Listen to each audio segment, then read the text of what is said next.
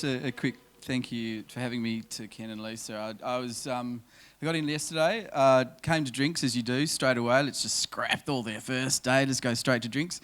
And thoroughly impressed at the energy and everyone talking, and I felt like, oh damn, I missed out on this great opportunity to kind of also spend a bit longer. But I'll get a chance to meet everyone today, and I'm delighted. I'm going to just start with a clip, sort of give you a little taste of us and the organisation. Come on. Oh, show me what you got.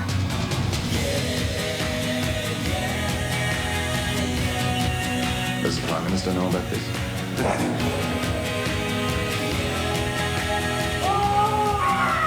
You never know when the game will be on.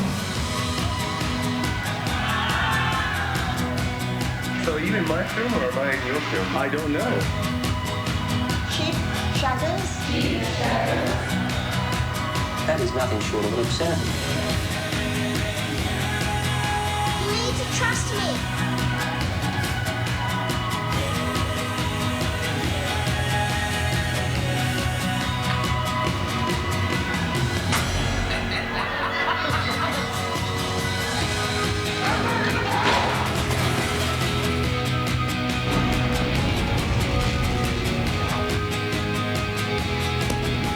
I said, I'll do anything in it. I remember that he wouldn't do the talk.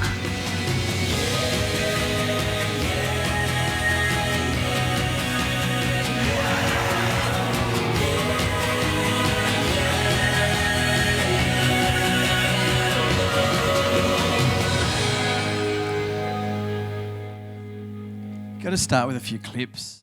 I'm going to do a bit of a macro exercise about Spa and about what's going on in the industry, and we can kind of digest a bit of that as we go. And I also wanted to leave some time for questions, but I wanted to give a shout out to the members in the audience, Lois, Money Penny, rocking it out, and of course former President Trish, and I've missed Helen, of course, sorry there as well from Matchbox. So part of the organisation is nothing if it's not for its members. It's an exercise in facilitating what individuals who are working in this industry are trying to achieve, and trying to marry that all together. And really it's like a pay homage to the people that are working in this industry, driving the work that's done, and particularly shout out to the leadership that someone like Trish has given and devoted a lot of energy. And there's been so many people that have done that. In effect, what we all enjoy as a sector is because of hard work of individuals that rolled up their sleeves and said, you know what, we've got to get this on. You know, there's a saying about whoever it is that turns up, really makes the world a better place and does all these things. Trish turned up and all these other people turned up, so thank you very much. I'm going to start just with a couple of images that I want, if there's anything to take away from today, I want you to take away 2 images. This is the first one. It's a spider web. I just grabbed it off the internet. But it reminded me of something that I picked up at a PGA conference. And PGA is one of our sister brother organisations, the Producers Guild of America. We have a number of relationships with other producer bodies in the UK, in China, in New Zealand and in Canada, and also in America. And it was out of a speech that somebody said, the way I treat my relationships in the production industry and working in the media industry is as though you imagine a spider web, because every single connection you make, every single strand is something that you don't know what it will lead to, but it ends up being a connected interconnection of lots of different people that'll help you to develop your career and help you to progress different things about what you want to do. And so there's never a kind of a hierarchical element that they portrayed, and I agree. I think that all the people we know and connect with are kind of, it's hard to map it out any other way than the tanglement of a web. The other thing I wanted to sort of lock into as well was just this. I've used this image before in a presentation, but I kind of think you've got to sometimes step out of yourselves and think of the world as your market, one's market, because we're creating content for audiences, and the way to frame audiences is through language often, because language is a means of communication, of course. And who it is and what it is that we have as an opportunity because of the way that the world's broken down thanks to the web. we have to think of our English-speaking language often as a primary audience for what we do, and Australia's got a sort of a part of that, of course, but the world is what we need to be considering always. And that relates to finance, it relates to talent, it relates to opportunities everywhere, but just I think it's really important to not just think too inwards, it's always important to think outwards. Within that, the things that we draw on to tell screen stories, of course, are uniquely Australian. So what it is you've got to keep tapping back to are things that are specific to Australian culture. Come in. I'm going to make everyone sing if they arrive late. There'll be some sort of entry.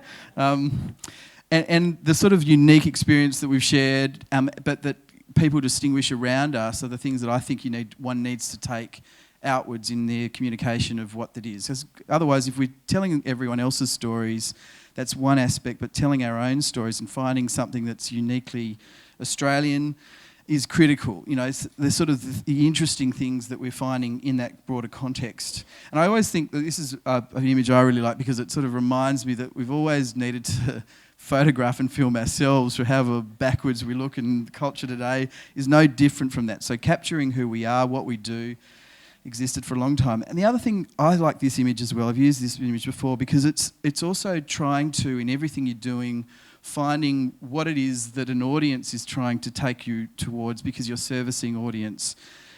You can be very, very big-headed, and I've seen examples of it, where you force something one way, but in actual fact everyone wants you and the market is another way. So just to keep in mind.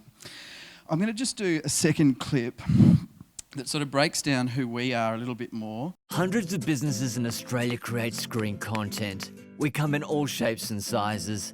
Together, we create a product that is loved by audiences from Australia and around the world. A product that informs and binds our community and showcases our nation through the most powerful medium of communication, the screen. This employs over 15,000 Australians directly, not to mention the thousands more in other industries, helping develop globally transferable skills for our talented workforce. But before we can assemble, nurture and support these creative teams, we need to raise money. We achieve this by sourcing funds from private and public sources around the world, navigating a range of government and commercial incentives and interventions. Having produced our content, we then sell it to a variety of release platforms. These are often incentivized by government to ensure that content can be made. A producer's ability to create content is generally determined by their size and structure. With international networks or domestic partnerships, larger companies are able to work across many genres and multiple productions. Smaller companies will often work within a single genre. They still create projects of scale, but are more susceptible to production and development cycles. These cycles determine the number of staff that can be employed in an ongoing way. The content that is created is as varied and diverse as the businesses creating it. From feature films and documentaries, to children's animated series, TV dramas, to light entertainment and interactive. Our goal is to make sure everyone's voice is heard and celebrated. Screen Producers Australia was created by all these businesses to advocate for support structures, to create industrial frameworks that provide certainty, and to generate professional development and networking events, including Australia's largest screen production conference, Screen Forever. Our businesses anticipate growth in the coming years. It's a level of optimism virtually unmatched by any other sector.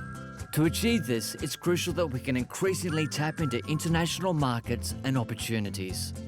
We'll be able to stretch our domestic dollars further by being great partners, harnessing talented creative teams, and tapping into competitive local incentives. Together with the right balance of entrepreneurial spirit and commercial support, we can not only meet the community's expectations of access to high-quality Australian content, but also take it to the world.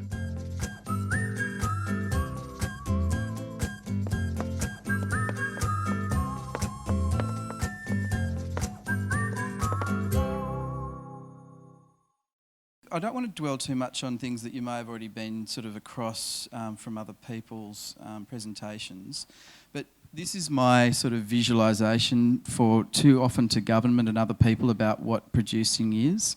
And I think it's just sometimes useful just to share these exercises. a producer is, we have lots of talks about this already, I'm sure, an umbrellaing of the creative talent on your left, and bringing together all the acquisition of rights and their permissions effectively to take all of their talent, create it, and then either raise finance and sell to the left. What SPA does is it assists to make all of this work, and we'll go into it in a bit of detail. We help with some commercial arrangements. We have a terms of trade with the ABC, which helps us in the context of the broadcaster box here, which is quite important for most of the broader industry, because broadcasting is still quite critical, or remains critical. And we have industrial agreements with aspects on the left, and that helps to provide industrial certainty and consistency of contracting with people. A lot of what we do is also up the top here, which is to talk to government about the levers, and there's the three there, obvious ones: direct subsidy, which is Screen Australia, state agencies, and indeed you'd probably put ABC and SBS into some of that. Tax incentives, the offsets, and content standards are the requirements that broadcasters have to contribute or actually commit to broadcasting Australian content. So that's the work that, if you were to put it into a map, that we're trying to do. And part of this is we do surveying of the businesses in the industry a lot.